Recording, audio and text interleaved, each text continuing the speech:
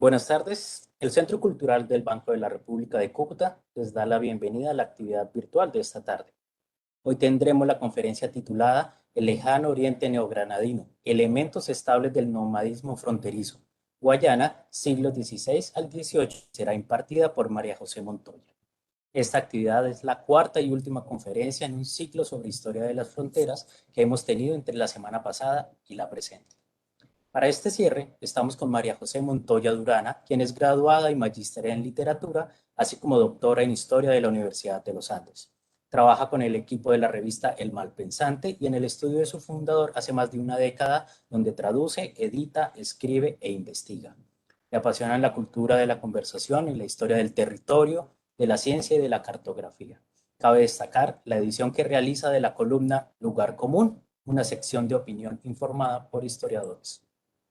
María José nos llevará por el periodo entre 1532 y 1777, cuando la antigua provincia española de la Guayana, que hoy hace parte de varios países, fue una de las piezas del territorio del gobierno de Santa Fe de Bogotá, frontera perenne del reino y del virreinato, así como una salida al Atlántico de esta ciudad.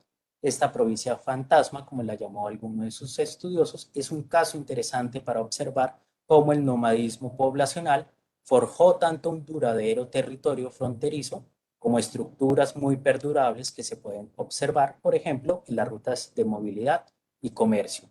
Charlaremos sobre este caso para abrir nuevas preguntas sobre la noción de frontera y los elementos duraderos que portan y la conectan con otros territorios. Los comentarios y preguntas pueden hacerlos en el chat de esta transmisión a través de nuestro Facebook. María José, buenas tardes y bienvenida. Hola, buenas tardes. Gracias a todos los que estén conectados por la página Facebook. Em, Empezamos ya, ¿sí? Bueno, entonces, bueno, antes de compartirles la pantalla, pues estamos en un ciclo de conferencias sobre fronteras. El tema es fascinante. Yo hoy quiero charlar sobre una mezcla que es la noción de frontera en un territorio en donde hay nomadismo. Y antes de compartirles la pantalla, pues quiero darles las gracias al Banco de la República y puntualmente pues al historiador Julián Andrei Velasco que me invitó tan cordialmente a compartir pues como estas intuiciones sobre las fronteras con ustedes. Entonces, les voy a compartir la pantalla. A ver. Ok, entonces mi plan es hoy hablar sobre generalidades de los espacios que llamamos fronteras y sobre sus elementos perdurables cuando acogen poblaciones nómadas. Les voy a proponer que en los próximos 45 minutos me permitan presentarles un marco general sobre la idea de frontera y el caso específico de uno de estos espacios que perteneció al territorio español en el Nuevo Reino de Granada, que yo llamo aquí el lejano oriente neogranadino y corresponde a la provincia de Guayana. Eh, y mi idea es que al final de esta charla podamos conversar sobre cómo se piensan los elementos duraderos o que se sostienen en el tiempo en los espacios fronterizos. Entonces, voy a presentarles primero tanto el espacio del que vamos a hablar hoy, como un poquitico de su historia, porque es más o menos desconocido para nosotros en Colombia. El espacio fronterizo que en esta charla yo refiero como el lejano oriente neogranadino, que se ve en rosa en este mapa, aquí les estoy pasando el cursor, corresponde a lo que fue denominado la provincia de Guayana bajo el gobierno imperial español e incluía, aquí les paso el cursor, la isla de Trinidad, aquí se ve chiquitica. Entre 1532 y 1777, nada menos que 2 siglos largos, esta provincia estuvo sujeta al distrito de la Audiencia de Santa Fe de Bogotá y en el año 1777 se anexó a la Capitanía General de Venezuela. Aquí la están viendo sobre un mapa contemporáneo y en blanco ven las fronteras nacionales, ¿no? Entonces está entre Colombia, Venezuela, la República Cooperativa de Guyana, Surinam, la Guyana Francesa y Brasil. Em, esta es una zona que tiene una topografía específica de la que quiero hablar un momento porque parte de las discusiones alrededor de los territorios fronterizos tienen que ver a veces con las barreras que impone la geografía o con las fluideces que permite. Entonces, pues como es un poco desconocido, solo por refrescarnos, la provincia de Guayana está ubicada en la esquina nororiental de Suramérica. Durante el periodo colonial se delimitó entre el Orinoco y el Amazonas. Aquí se los muestro con el cursor. Tal vez en la diapositiva mejor se ven mejor. Este es el Orinoco tal como nosotros reconocemos su curso hoy en día. Este que les pongo aquí es en azul más claro es el Amazonas y entre ellos dos está el Caño Cassiquiare y este 3 es el Río Negro. Esta área entre el Orinoco y el Amazonas va a ser la de Guayana. ¿Qué particularidades tiene? Pues que tiene ahí una parte de lo que se llama el escudo guayanés, que son unas de las montañas más antiguas del mundo, que se han ido erosionando a medida que pasa el tiempo y logran alturas de hasta 2000 metros sobre el nivel del mar. Eso, dicho desde Bogotá, o para los que estemos en Bogotá, pues no parece muy alto, ¿verdad? Pero las caídas de estas elevaciones sí son muy verticales y sobre todo sus suelos están muy erosionados. Entonces, esto produce un ecosistema como muy específico, porque por un lado los ríos que nacen en el escudo guayanés bajan saltando, a veces en caídas muy verticales, son difícilmente navegables.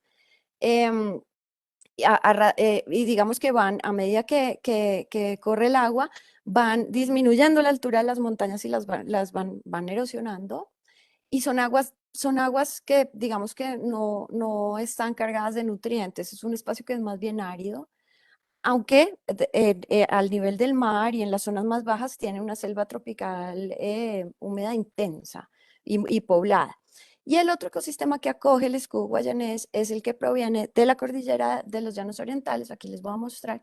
Toda esta sedimentación se escurre formando los llanos. Esta sedimentación es la que forma el delta del Orinoco y son territorios con unas planicies mucho más fértiles, con unos ríos de origen andino que están llevando sedimentos y nutrientes a la tierra, en donde hay un paisaje más bien como de unas praderas amplias con morichales y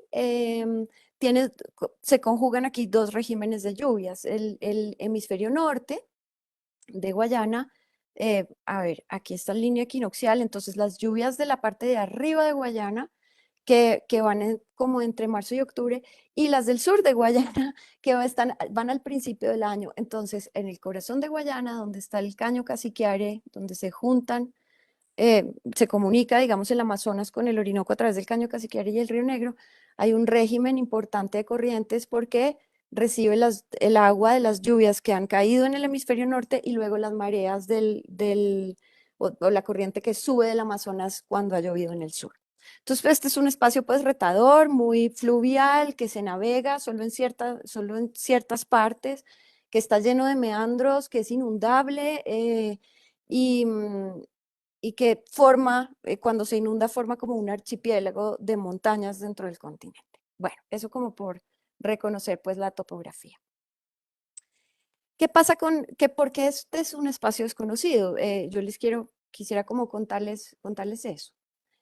Este espacio que hoy en día le dicen a uno, bueno, pero esto es un área de 1 millón de kilómetros cuadrados más o menos, gigantesca, que fue parte del distrito de la Audiencia de Santa Fe, Bogotá, es decir, le daba a la ciudad de Santa Fe, Bogotá, una salida al Atlántico, y no solo pues la que tenía pues, el Nuevo Reino primero, el Virreinato después por el Magdalena al Caribe, sino aquí, en este caso, al Atlántico a través del Orinoco.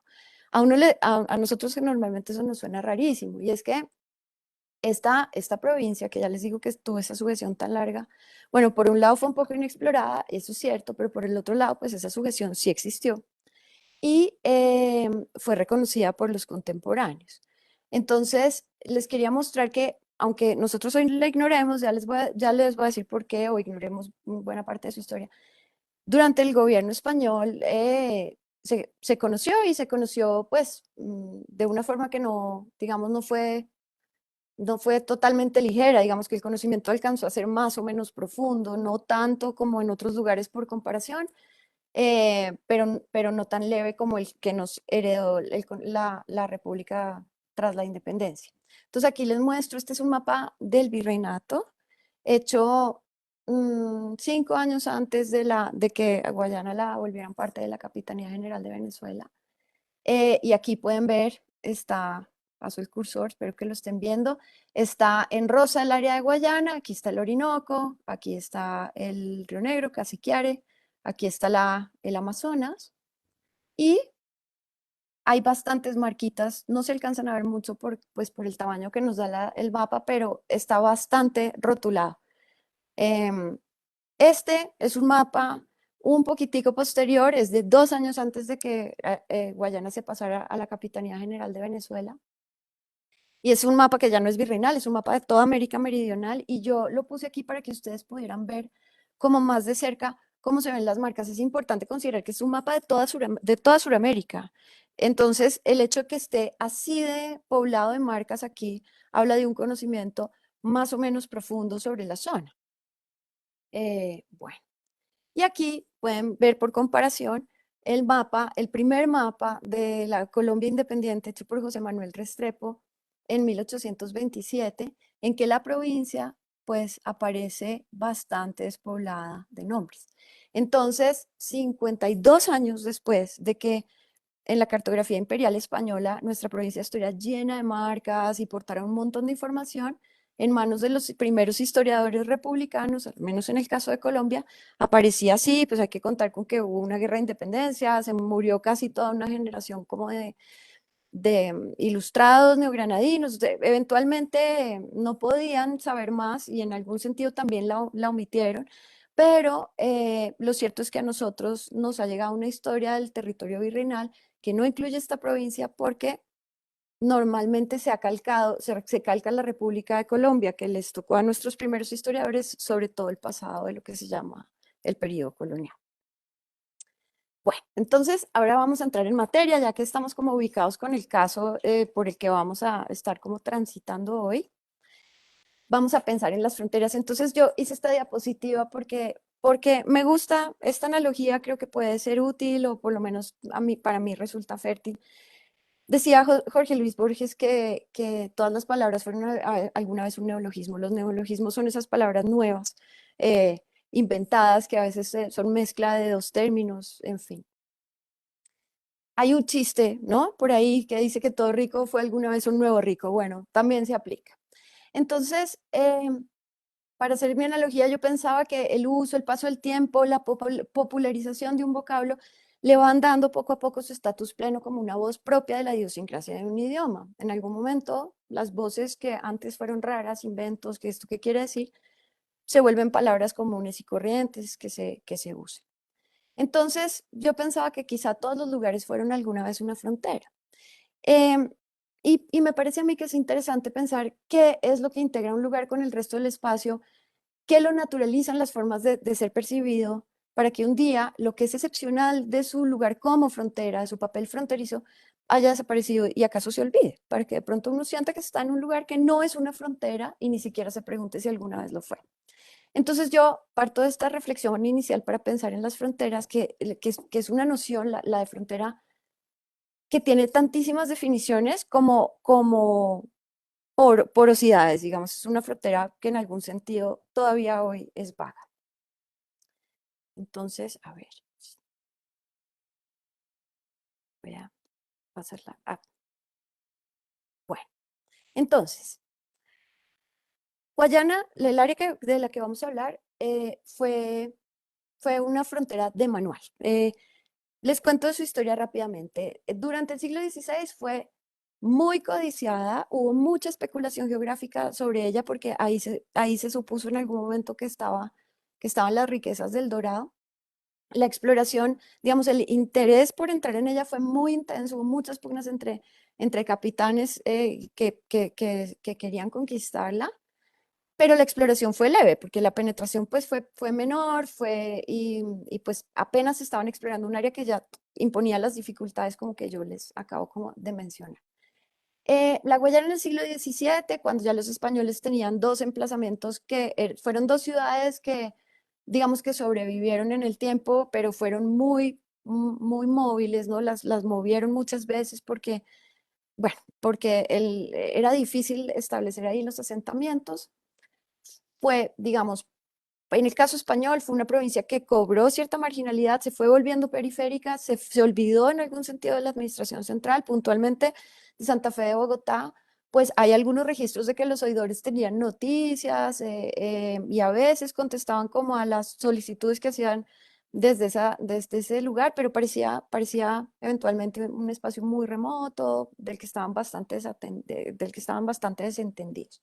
Para otras potencias que les interesó mucho esta zona y que se fueron asentando durante el siglo XVII, como los holandeses y los franceses, fue un lugar como de mucho interés comercial.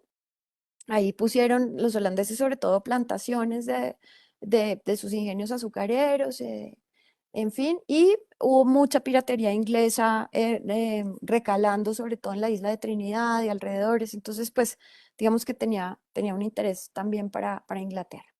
En el siglo XVIII y hasta 1810, Guayana sufre un proceso de redescubrimiento, porque hay dos expediciones científico-militares largas, hay una que dura 10 años, que ocurren que por el Orinoco, la otra por el Amazonas.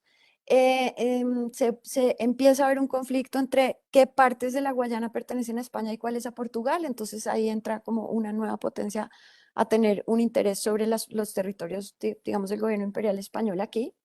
Y durante las guerras de la independencia, como todos sabemos, por la firma del Congreso de Angostura, esta zona puntual, Angostura, que fue la capital de Guayana al final del siglo XVIII, principios del XIX, se volvió un lugar estratégico, aunque digamos como súper geoestratégico, pero de manera un poco fugaz.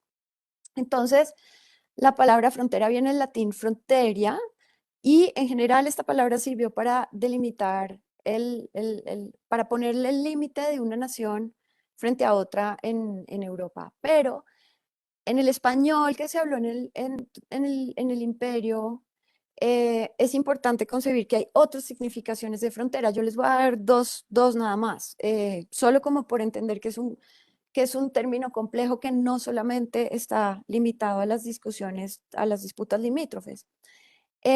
Por ejemplo, en el siglo XVII, cuando se caracteriza a un personaje como fronterizo, se describe como el de la otredad, aquel que tiene unas costumbres distintas a las de los locales. Se habla de indios fronterizos, por ejemplo, y tienen unas características que se señalan como específicas. Bien, en el siglo XVIII también se habló de un territorio frontero como el que está enfrente de otro. Entonces, no, hay cierta vecindad, cierta contigüidad también. Aquí no solo hay un tema de deslinde, digámoslo así, ni de límites del poder. Entonces, esta Guayana que a nosotros nos ocupa, como se pueden ustedes imaginar, fue una frontera pues de verdad de manual. Creo que cumple con todas las casillas de lo que uno piensa cuando habla de un espacio fronterizo. Es un límite entre poderes políticos y a todas las potencias europeas que yo acabo de mencionar hay que sumar los dos grandes grupos indígenas que habitaban en la zona, que tienen un montón de subgrupos y sobre los cuales hay información que está relativamente como más fija, como mejor documentada que otra hoy en día, que son los arawaks y los caribes. Entonces, digamos, entre arawaks, caribes, españoles, portugueses, franceses, ingleses y holandeses, aquí tenemos una frontera, digamos, en el sentido tradicional del uso del término. Tenemos una zona que está aislada por su geografía. Tenemos el lugar donde termina el imperio de la ley, ¿no? Es un lugar que como tuvo una colonización lenta, en algún sentido estuvo al margen y siempre estaba por ser conquistado, ¿no? Eh, Se volvió pues entonces el refugio de los forajidos, ¿no? Después de las guerras civiles del Cusco, por ejemplo, se pensaba que todos los indios rebeldes de Tupac Amaru se habían ido para las selvas de Guayana. Esta es una idea que se sostiene incluso en el siglo XVIII, donde se cree que están los descendientes, ¿no? De estos rebeldes, pero también entonces se vuelve un espacio que se vuelve una fuente de esperanzas. Ahí se imaginan las riquezas del Dorado, se imaginan también la posibilidad de un montón de desarrollos durante el siglo XVIII, con toda la ilustración, se piensa en el Orinoco como una vía de comunicación, en todos los productos que podrían desarrollarse allá, bueno, en fin. Hay mucha gente hay náufragos en el siglo XVI que deciden quedarse a vivir ahí porque les parece que es un buen lugar. En fin, es un lugar, es un sitio que al tiempo que es el refugio de los malhechores, también es como un lugar para soñar, ¿no? Para fundar las cosas de cero en algún sentido. También es el umbral a un espacio misterioso, ya les voy a mostrar, como que tiene un arraigo mitológico aquí muy fuerte. Y también para nosotros hoy, ya que ha sido una provincia que se ha sustraído de nuestra historiografía tradicional, pues demarca una frontera sobre un montón de preguntas que tenemos que empezarnos a hacer sobre el territorio virreinal y sobre la cantidad de lagunas que tenemos cuando nos está haciendo falta 1 millón de kilómetros cuadrados más o menos y por al menos 200 años de la historia del antiguo territorio, de lo que después sería Colombia. Entonces ahí también tenemos una frontera historiográfica. Bueno, como les decía que este lugar acunó el encuentro de tantas culturas, es un lugar de mestizaje y aquí esas fronteras hablan de simbiosis, hablan de intercambio cultural, hablan de pugna cultural, el mestizaje muchas veces acarrea violencia y es asimismo fructífero y creativo. Lo que tenemos aquí, este es un mapa de finales del siglo XVI en donde yo quería mostrarles cómo aparecen todos estos elementos, ¿no? Entonces, hay un discernimiento geográfico europeo, como con los códigos tradicionales, rosa de los vientos con norte, sur, este, oeste, coordenadas, los ríos trazados, las montañas que se suponía que estaban ahí, los topónimos que luego van a durar muchísimo, los nombres con que se empezaron a identificar las comunidades locales nativas, Arhuacs, aquí están, ¿no? Los caribes, aquí están. También la designación de si son o no son caníbales, que fue todo un tema. Luego hay un montón de recursos sí, como de elementos de la zona que eventualmente van a ser, van a ser, sí, llamémoslos así, recursos naturales de los que pues, hacen uso los indígenas en puntos ceremoniales, de los que van a sacar provecho los europeos como estas tortugas, clarísimamente hay un punto ceremonial además que está marcando el mapa para los indígenas. Y también están la reunión de todas estas tradiciones mitológicas, unas de un cuño súper antiguo europeo como esta de las Amazonas, ¿no?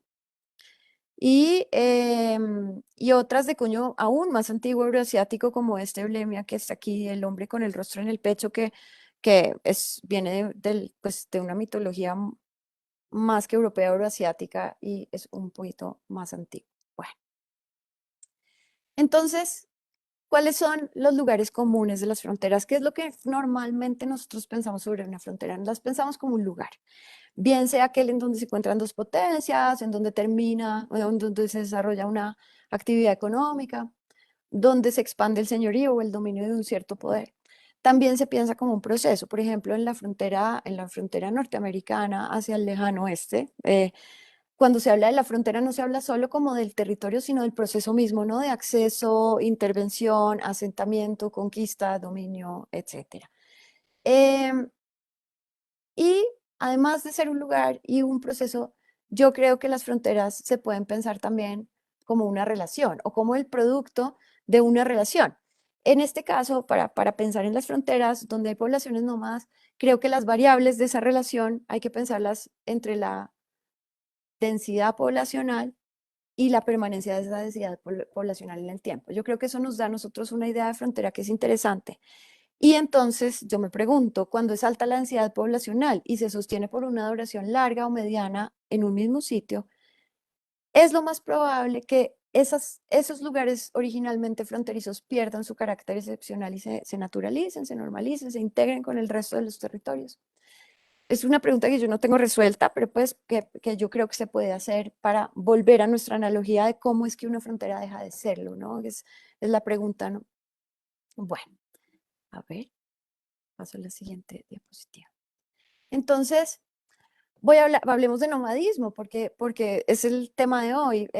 Paso muy levemente por aquí, pues porque pues, la información sobre las comunidades indígenas que les voy a dar, la voy a hacer por dos grandes grupos lingüísticos, entonces va a ser como súper resumido, pero la movilidad de las poblaciones indígenas fue un problema constante para, digamos, para los intentos de acceso europeos y su dominio de esta frontera interimperial.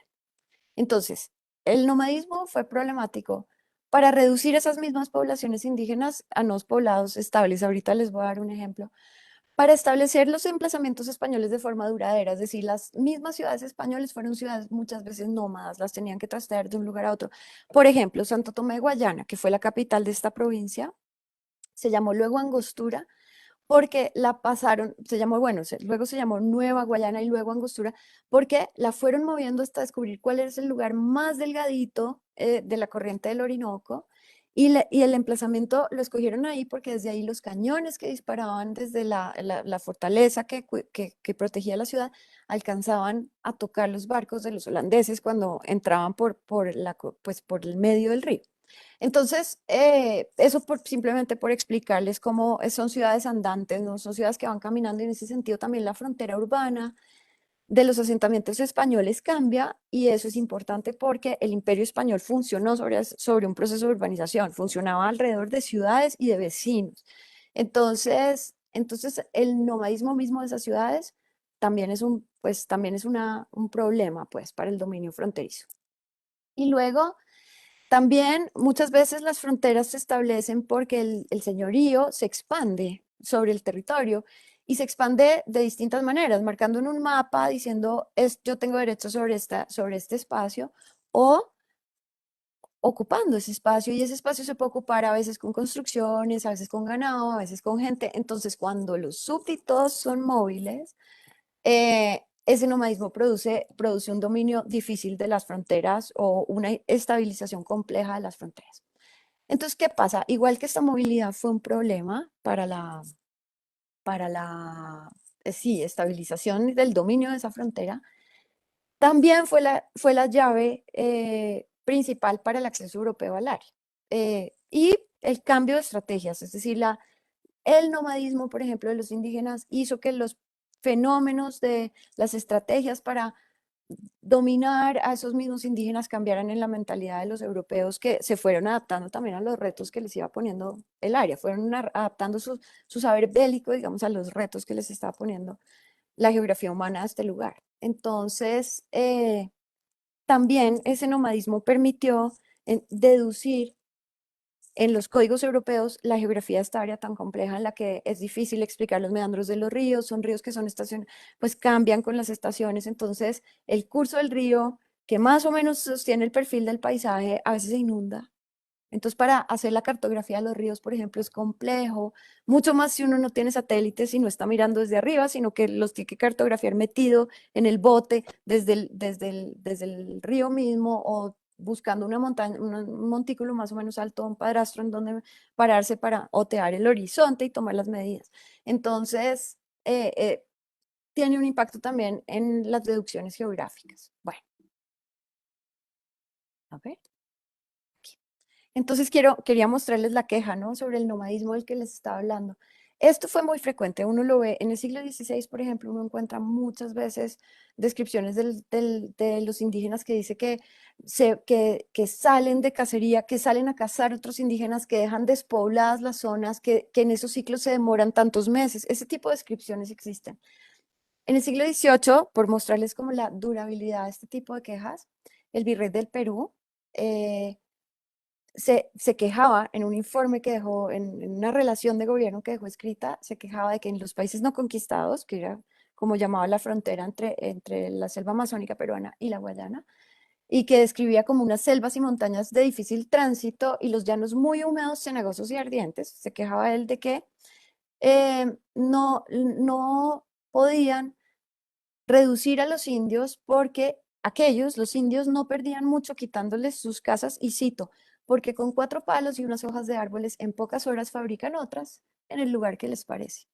Entonces, eh, esto suponía un problema complejo para el sistema como de control español, tenía que ver con las casas, con la expropiación del techo, digamos, algo tan básico como eso, la tecnología indígena que se desarrolló a través del nomadismo para la construcción de sus casas, pues retaba verdaderamente al sistema como de organización urbana española.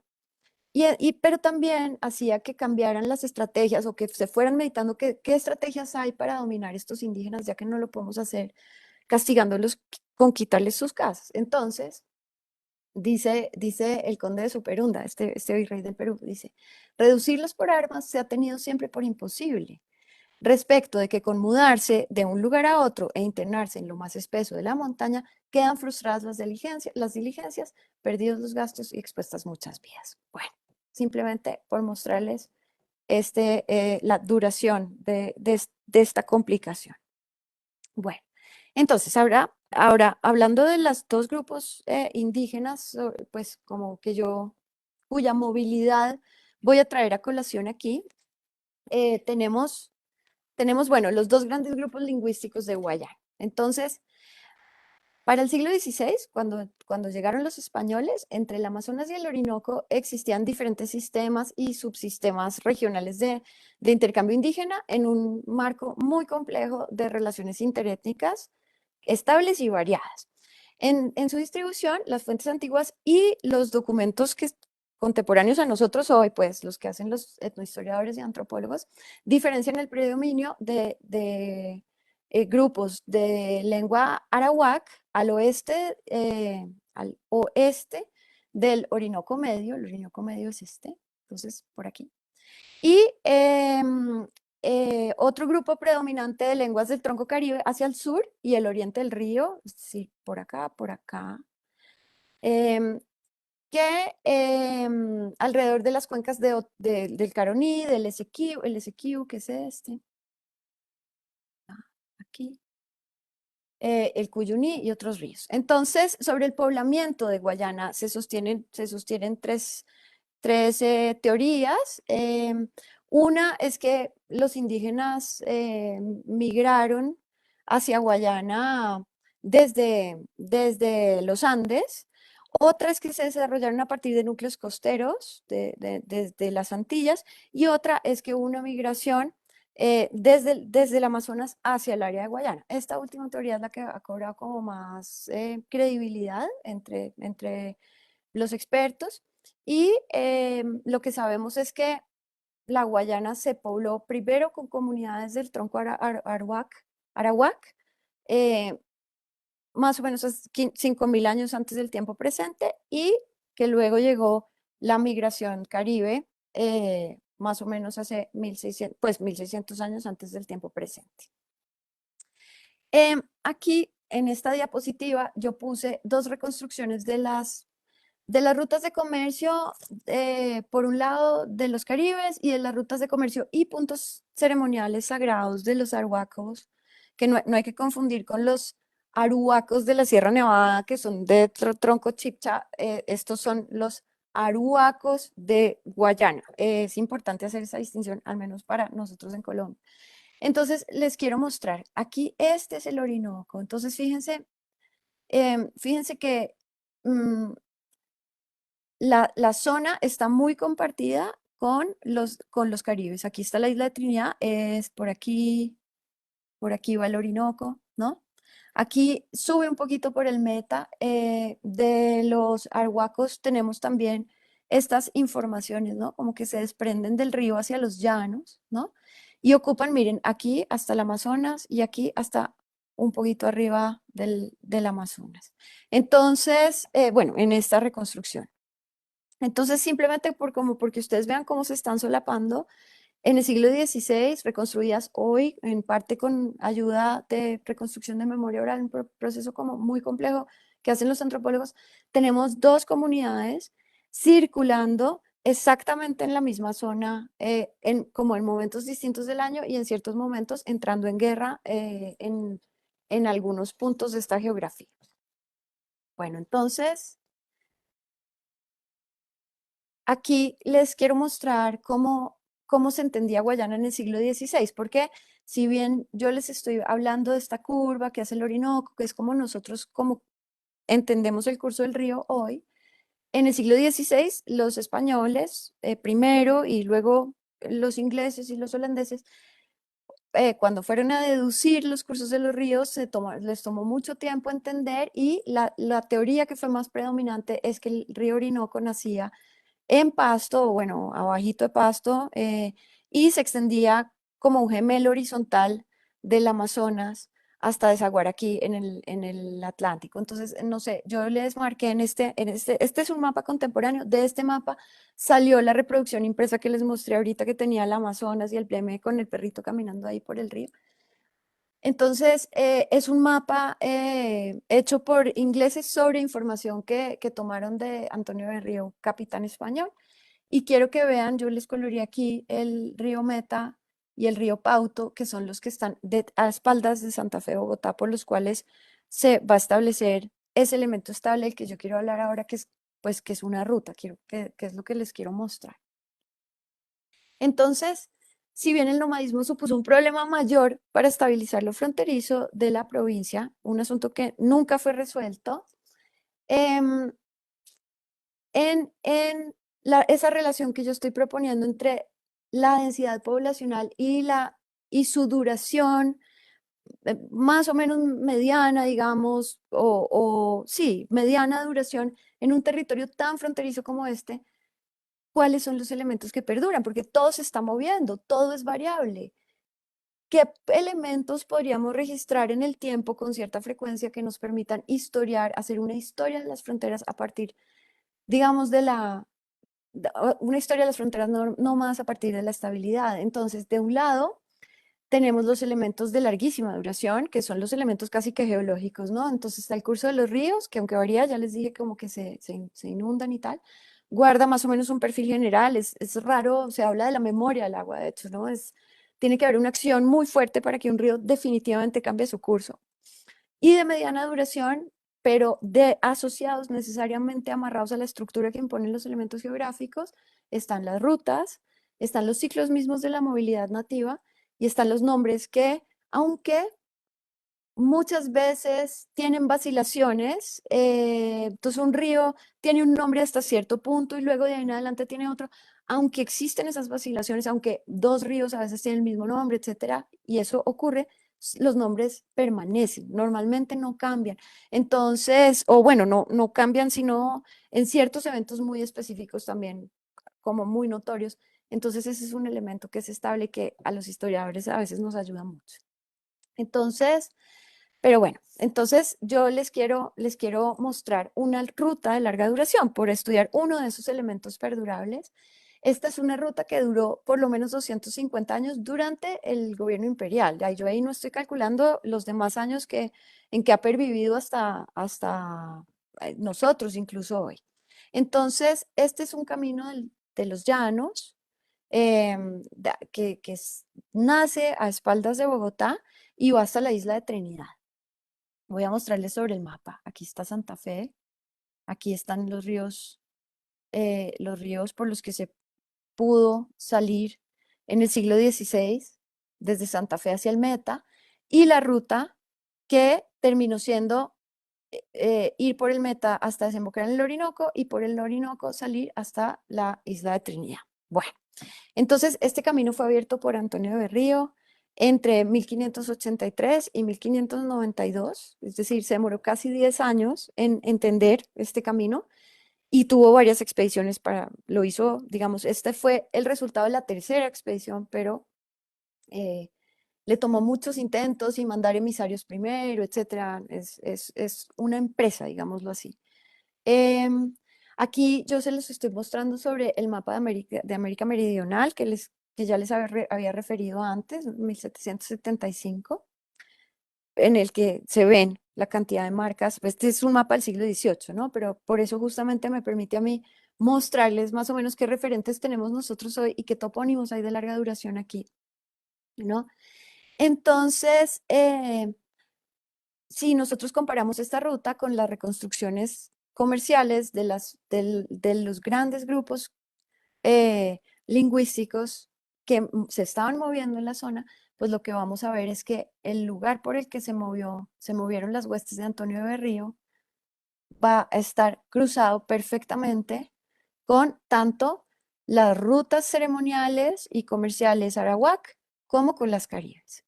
Entonces, eso es lo primero. Lo segundo es que esta ruta, que ya les digo, la fue descifrando Antonio Berrío con su hueste durante una década, tocó muchos puntos, pasó por muchos lugares. Aquí tengo un mapa como de los lugares en donde tuvieron que parar, pedir ayuda, etcétera, etcétera. Y hubo un intercambio muy fuerte con el mundo indígena durante esta década, en la que sin la ayuda de los nativos, pues simplemente Antonio Berrío no habría podido encontrar la salida a Trinidad, que al final fue lo que le terminó permitiendo pedir para sí mismo la gobernación de esa provincia tan enorme. Entonces,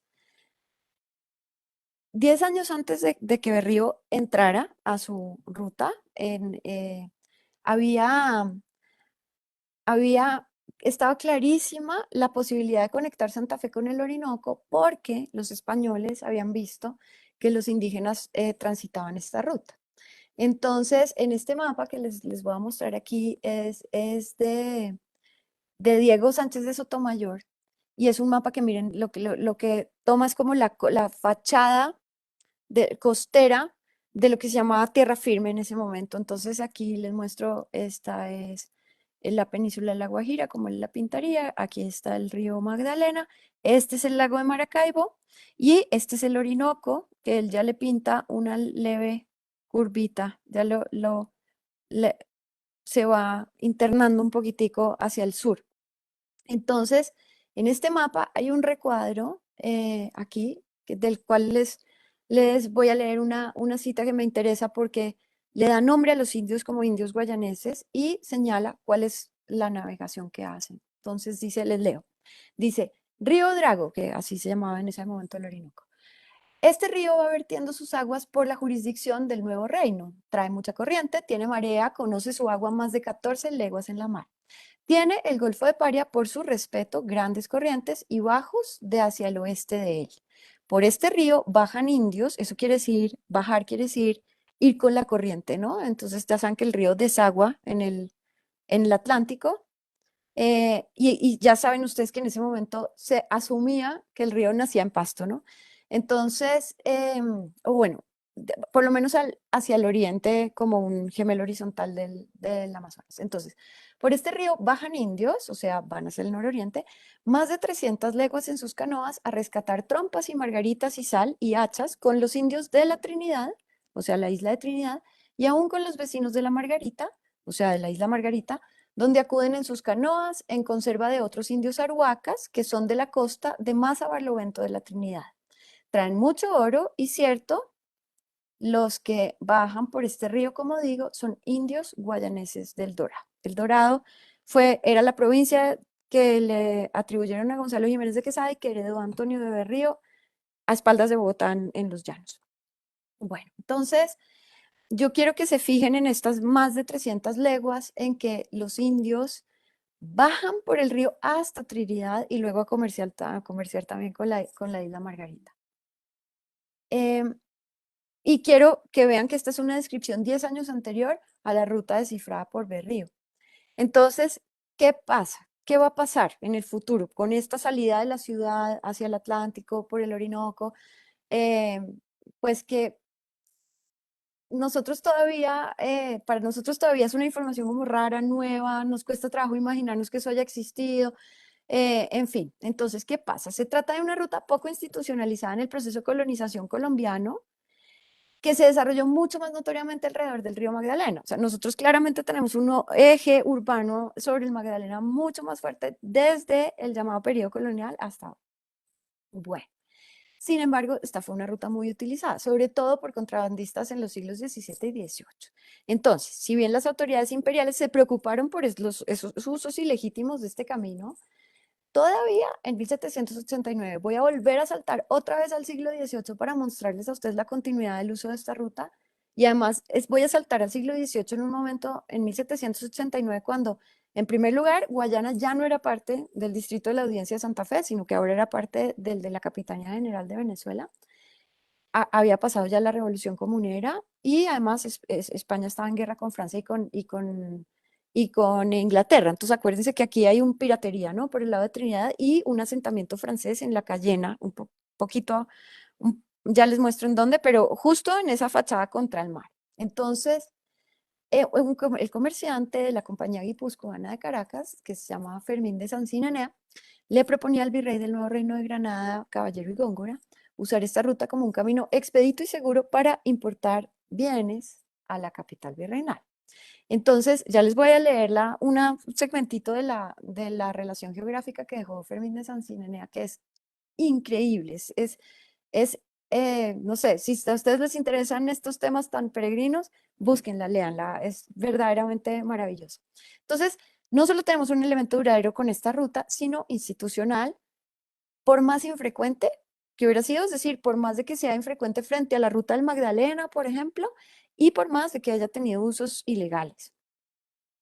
Se institucionaliza, es decir, cobra unas formas de acceder. Entonces, las rutas, yo creo que se pueden pensar como el resultado de cierta institucionalización de prácticas de movilidad, porque uno a los ríos uno entra en cierto momento del año, cuando la navegación lo permite, en compañía de ciertos navegantes, los prácticos, aquí los indígenas, ya les voy a mostrar, son esenciales, llevando ciertas mercancías, hay unas legales, otras ilegales, cumpliendo con ciertos requisitos. Y el hecho de que un camino sea expedito, es decir, que en 5 días comunique de un lado al otro y que sea seguro, pues permiten integrarlo a la fluidez de la generalidad del territorio. Entonces, en algún sentido, eh, las rutas como un elemento estable, pero también como un elemento que institucionaliza ciertas prácticas de movilidad, son un elemento que yo creo que a nosotros nos va a ayudar en el futuro a pensar en estas zonas tan fronterizas. Bueno, entonces les muestro de la relación de Sancinenea. Dice. Sin embargo, está hablando, les voy a mostrar de un pedacito de la ruta que va aquí en ese momento la Nueva Guayana, la capital de la provincia, y el puerto de Macuco. Entonces dice, sin embargo, de que dista más de 150 leguas el expresado puerto de Macuco desde la capital de Guayana, el factor de la compañía es un agente de esa compañía guipuzcoana de Caracas. El factor de la compañía ha recibido correspondencia de dicho puerto en dicha Guayana en 5 días, que la condujo su dependiente, don Nicolás de Casadevante, en tiempos de los alborotos de Santa Fe, es decir, durante la Revolución Comunera, por los referidos ríos Meta y Orinoco en una curiara manejada por indios. Y la de haber bajado 5 lanchas que tenía el dicho factor en el expresado puerto de Macuco por harinas, en virtud de la orden que se logró para ello, y los de los alborotos no se hiciesen dueños de ellas. Entonces, lo que está diciendo básicamente es, yo tengo pruebas de que aunque hay una distancia enorme, 150 leguas, una legua de Burgos son 5 kilómetros, entonces ahí pueden hacer el cálculo, la distancia es gigantesca. En todo caso, de pronto, ese lugar tan marginal, tan periférico, de pronto está no siendo tan remoto, se llega de manera expedita, eso sí, la navegación la tiene que conducir un indígena, para eso se usan los ríos y permite gobernar o por lo menos mantener el equilibrio alimentario en Santa Fe, Bogotá o de bienes, porque se llevan bienes sin que los rebeldes se apoderen de ellos. Es decir, es una aliada en algún sentido de la gubernabilidad. Entonces, em, aquí esto simplemente por mostrarles de qué está hablando Sancinenea, otra vez sobre el mapa de Cruzcano y Olmedilla, el de América Meridional. Aquí esta es la provincia de Guayana, aquí está la capital, y él está hablando de estas 150 leguas, yo las calculé, ya les dije cómo, ¿no? Haciendo el cálculo a 5 kilómetros por la legua de Burgos. Y aquí les pinto de nuevo, en el cursor, no sé si lo ven, eh, les pinto de nuevo los ríos con los que se podía subir a Santa Fe. Este es el de la ruta de Berrío, el Pauto, Y estos son las dos vertientes del río Cravo, que es por donde Sansinenea proponía la ruta para abastecer la ciudad en tiempos de conmoción civil. Entonces, bueno, como esta ruta hay otras, yo solo elegí un ejemplo porque, pues, para que nos alcanzara el tiempo, pero la Guayana tiene hay varias rutas duraderas. em, y este caso, que se sostiene por más de 2 siglos, yo creo que ya nos sirve para charla. Entonces, voy a leerles esta diapositiva y creo que nos podemos pasar a las preguntas si alguno las tiene. La pervivencia de estos caminos, de las normas, sobre todo medioambientales, pero las hay, digamos, civiles también.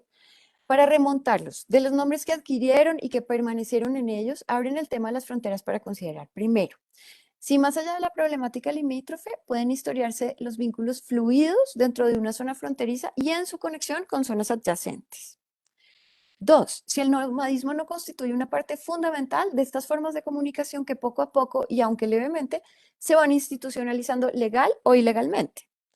Y tres, si puede escribirse una historia de las fronteras acudiendo a los elementos de ella que se naturalizan y pierden su excepcionalidad. Por ejemplo, el uso de estas rutas. Con estas conclusiones, que son más bien preguntas, yo cierro mi exposición y les abro el espacio para que conversemos. Muchas gracias.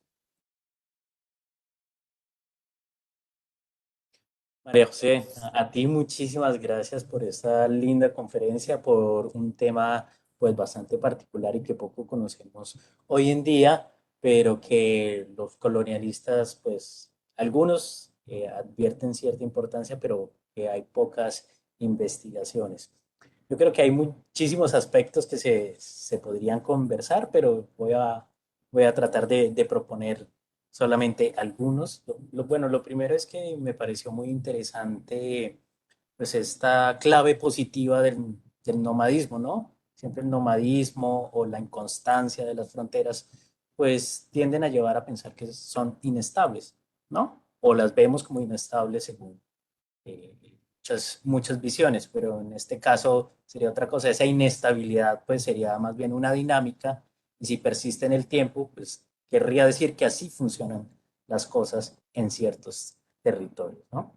Y creo que en un par de ocasiones hemos hablado de un par de aspectos adicionales como el situado que tiene eh, el puerto de Santo Tomé, si mal no recuerdo el nombre del fuerte, pero que tiene en Santa Fe y que mandan un situado por allá cada año y medio, lo que pueden, cuando hay alguna emergencia, pero lo particular es que va uno de los militares, uno de los capitanes o un situadista, un encargado, va desde la Guyana, se va por el Orinoco y va hasta Santa Fe a pedir el situado y A recoger se lo a lleva. recoger su plata.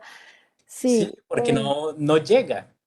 Y siempre dices, bueno, nos invadieron los holandeses, nos quemaron el fuerte, nos robaron todo y pues estamos situados, entonces tiene que ir alguien. Ese me ha parecido como uno de los casos muy interesantes. yo Yo, creo que hay que aclarar esa idea, digamos, como de lo fluido en las fronteras como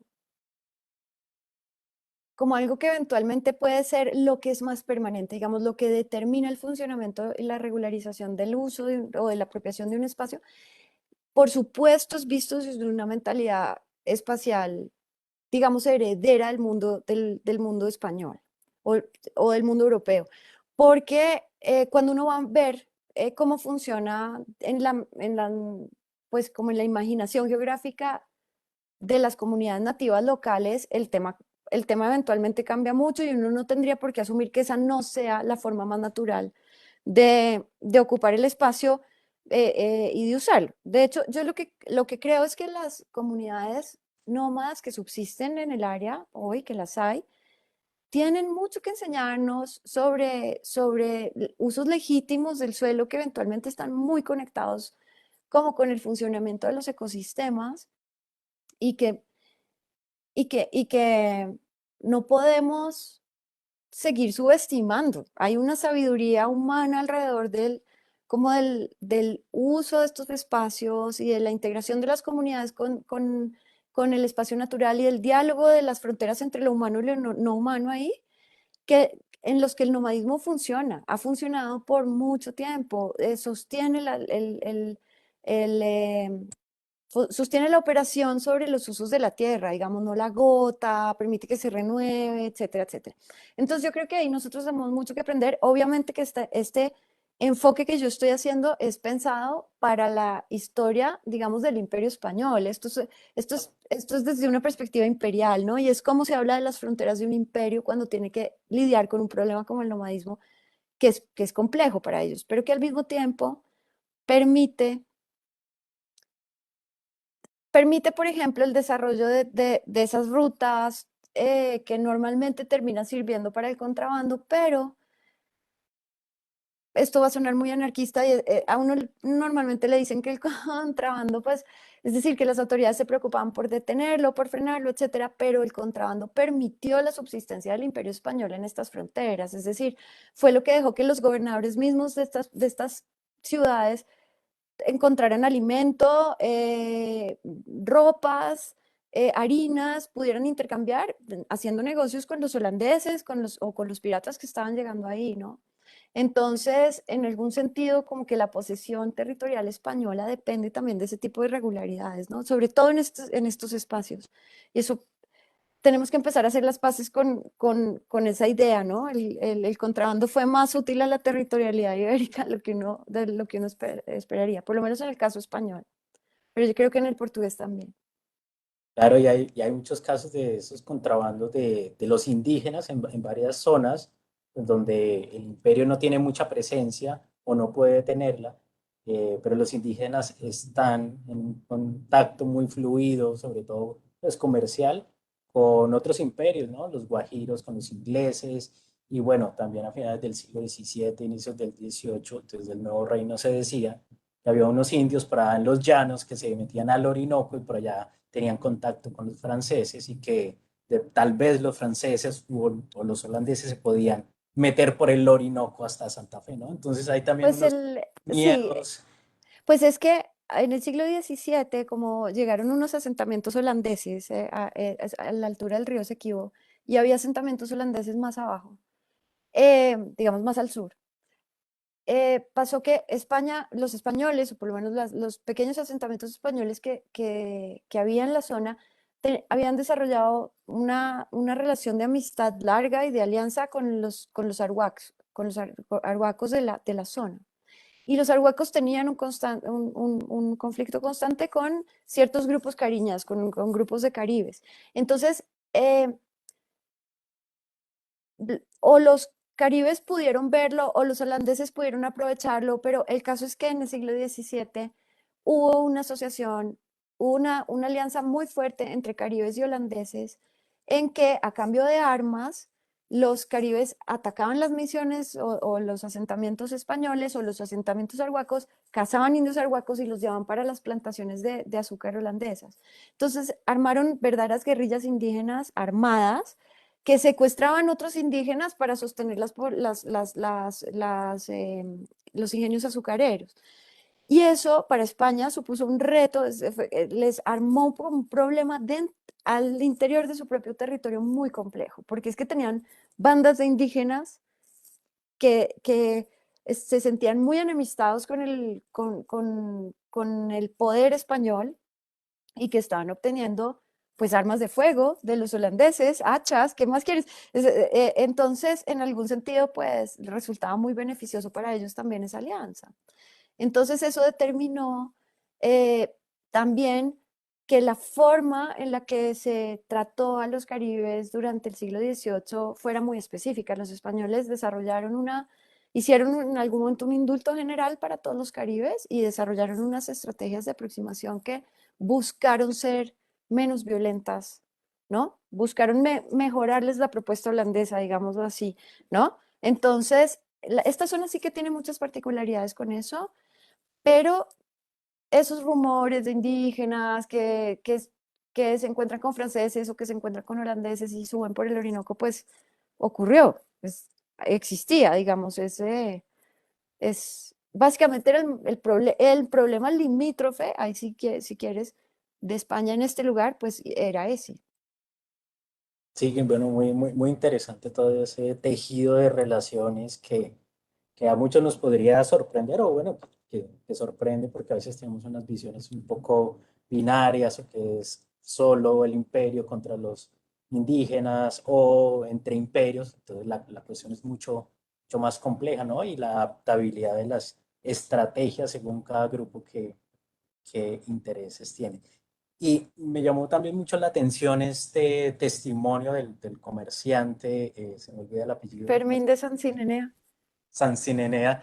Es muy interesante porque habla del papel fluido que puede haber para el comercio, ¿no? Y por supuesto por el río Orinoco, teniendo en cuenta pues las temporadas según la influencia. Y no es algo solo del río Orinoco, sino hay muchas pequeñas o distintas fronteras del Nuevo Reino donde se habla de eso, ¿no? También de una serie de ríos que pueden conectar el Nuevo Reino con Maracaibo, ríos del Chocó por donde se meten los ingleses o donde hay contrabando con los indígenas. Entonces, tal vez si nos amplías un poquito cómo es esta cuestión de los ríos y qué otros ríos, aparte del Orinoco, pero que están conectando con el Orinoco, hacen parte de todo este complejo y de todas estas posibilidades de comercio, de guerra y de distintos contactos. Bueno, pues aquí digamos que los ríos que están al norte del río Meta y que desaguan en el Orinoco funcionan muy bien. El Meta es un río complejo porque cuando desemboca en el Orinoco se vuelve estrecho y se arma lo que se llama un raudal, ¿no? Entonces se arman como unas especies de cataratas en el río y hay dos grandotas, bastante, pues a los españoles les tomó 200 años atravesarlas. em, que son los raudales de Atures y Maipures. Entonces, no todo el Orinoco es navegable con barcos de gran calado y para eso digamos que la tecnología nativa era esencial, poder pasar en planchones, jalar con cuerdas, las maneras de bajar las naves a tierra y cruzarlas por la selva mientras eludía uno el raudal, etcétera. Entonces, digamos que ahí las rutas que funcionan son las rutas que son más, si quieres, verticales, desde la fachada costera hacia el Orinoco. Eso en el siglo XVI va a ser como el gran descubrimiento de los hombres antes de Antonio de Berrío, ¿no? Em, Diego de Ordaz y sus sucesores, ¿no? Su gran descubrimiento va a ser cómo conectar la fachada costera, abajo, digamos, de Isla Margarita, donde luego quedó Cumaná, con el Orinoco, yendo por entre los ríos de manera, o pues yendo por entre ríos es yendo por la tierra, pero es que como es que esto es un área pantanosa, entonces hay que considerar siempre una cierta navegabilidad, ¿no? Eso es entre tierra y agua. Pero ese camino más corto fue importante en el siglo XVI. Y luego están todos los ríos, digamos, el gran tema asociado al Orinoco eh, y a la conectividad, ya digamos, del subcontinente es el Caño Cassiquiare. En el siglo XVIII, el padre Julián, del libro de la Perla de América, decía que es el río de nuestro tiempo, decía el Cassiquiare. Esto es el tema, ¿no? Está aquí, eso está como... eh, está de moda, ¿no? Entonces, es una discusión, la tiene el padre Gumilla, eh, se sostiene por mucho tiempo. No sé si tal vez es más fácil como contar esto compartiendo un mapa. Puedo volver a la presentación, Claro que sí. pero entonces, a ver, ahí ya la ves. Sí, Bueno, entonces, a ver, voy a tratar de mostrarles sobre un mapa contemporáneo. ¿Qué pasa? Este es el Amazonas, este es el Río Negro que viene desde más arriba, ¿no? Y este es el caño Cassiquiare que une el Orinoco con, al final, pues con el Amazonas, digamos. Entonces, descubrir este caño era una forma de descubrir una conexión, digamos, ya bastante continental o subcontinental, ¿no? No es cualquier cosa poder juntar ahí sí esos dos rutas, más aún porque el Orinoco, para navegarlo no hay que seguir la corriente, hay un montón de ríos intermedios aquí, ¿no? Que lo llevan a uno a través del Escudo guayanés. Lo que pasa es que mm, navegarlos tiene su técnica, pero la comunicación está. Entonces, ¿qué pasa? En 1742, los jesuitas de las misiones del Orinoco tuvieron noticias de que unos portugueses se habían metido como más al territorio de España y se bajaron a explorar. Ellos estaban aquí, ¿no? Ellos estaban aquí sobre el Orinoco Medio, como hasta el Meta, más o menos. Pero se bajaron a explorar qué eran esos rumores y un padre, el padre Román, descubrió este caño. O pues descubrió, es como que se dio cuenta de que sí había un caño que lo llaman, nosotros le decimos caño porque por comparación con el Orinoco pues se ve chiquito, pero es un río grandísimo. Entonces dijo, sí, comunica, y este caciquiare tiene una particularidad complicada y es que a veces la corriente va de norte a sur y a veces va de sur a norte, depende de cómo está la cantidad de agua corriendo en el Orinoco y, digamos en su ruta hacia el mar o en el Amazonas en su ruta hacia el mar. Entonces, si ha llovido en el hemisferio sur, la corriente del Cassiquiare va hacia el norte y si ha llovido en el hemisferio norte va hacia el sur. Y eso es un fenómeno creo que único en el mundo que a los españoles les fascinó, como que es este río que tiene una corriente para un lado y para el otro. Entonces, luego de que los jesuitas habían descubierto esto, bueno, informaron al rey en España, etcétera. Y en todo caso, fue una información que se quedó como débil en algún sentido porque se incendió la biblioteca en donde había quedado el recuento del padre Román, etcétera, etcétera. Y no fue sino como hasta más o menos, bueno, se sabía, los españoles sabían, mira, cuando uno mira el mapa virreinal, es que acá tal vez no les puedo mostrar, pero cuando uno mira este mapa virreinal, aquí hay una nota que dice, este es el caño caciquiare que une el Orinoco con el Amazonas, o con el Marañón, como le decían en ese momento. Entonces, esto lo sabía aquí el virrey, lo sabía el virrey Mesía de la Cerda, lo estaba reportando a España, estaba clarísimo para las autoridades españolas. Pero no fue un conocimiento como que se popularizara del todo, casi que hasta el paso de Humboldt, por ahí, en 1801.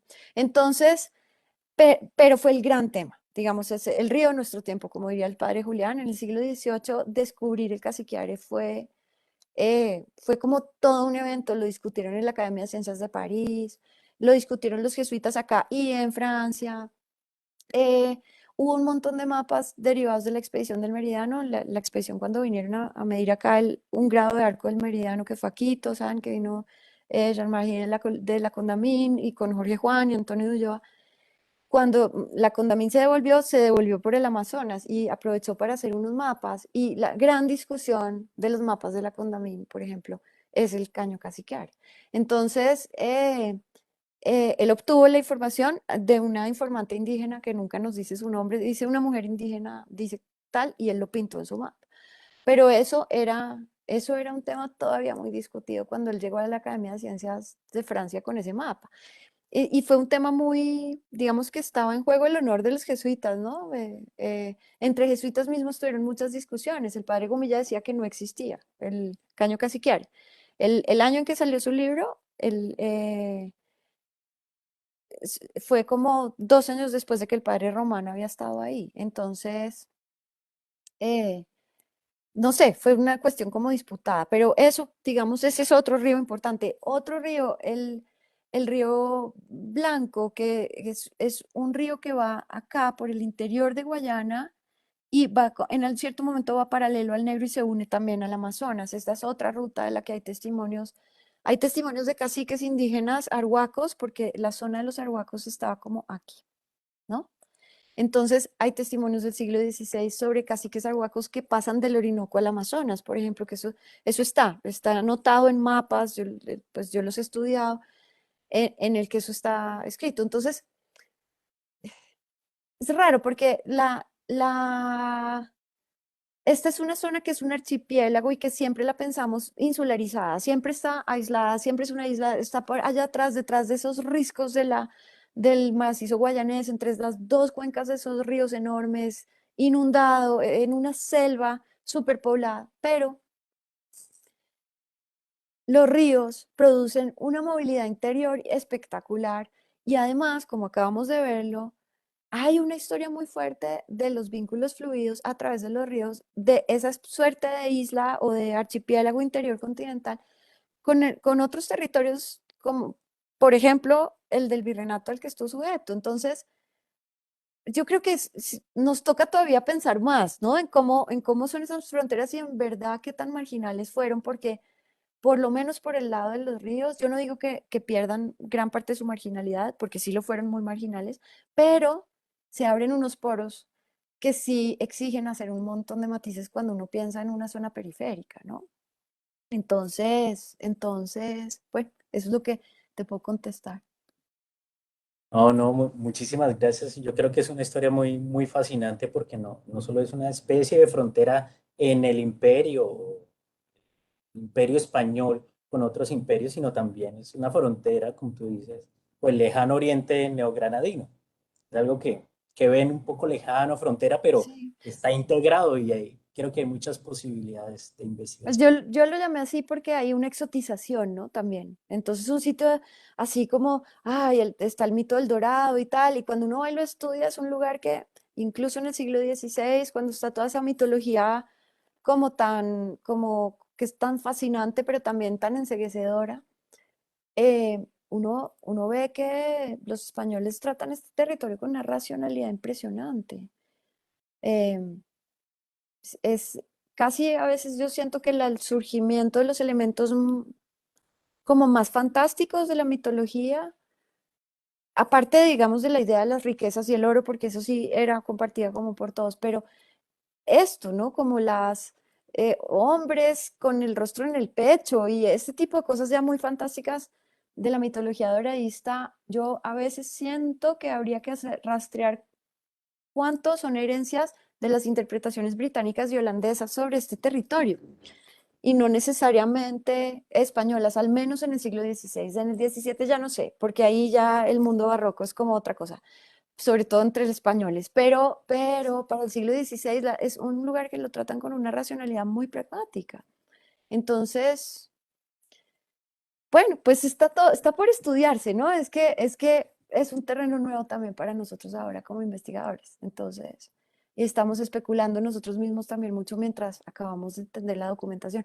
Los venezolanos lo han estudiado mucho más, porque como para ellos fue parte como de su historia republicana y como, digamos que Venezuela, entre comillas, tiene sus orígenes en el oriente venezolano.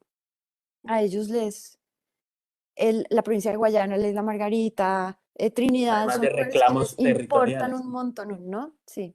además de reclamos territoriales y, Ah, bueno, sí, eso sí, ellos, intereses. sí, ellos tienen un problema hoy en día con la República Cooperativa de Guyana. em, Tienen, donde en los mapas actuales de Venezuela uno mira y ponen una zona con rayitas grises que dice zona en reclamación. Y todavía tienen un problema de fronteras con ese territorio que antes fue Inglaterra y antes fue Holanda.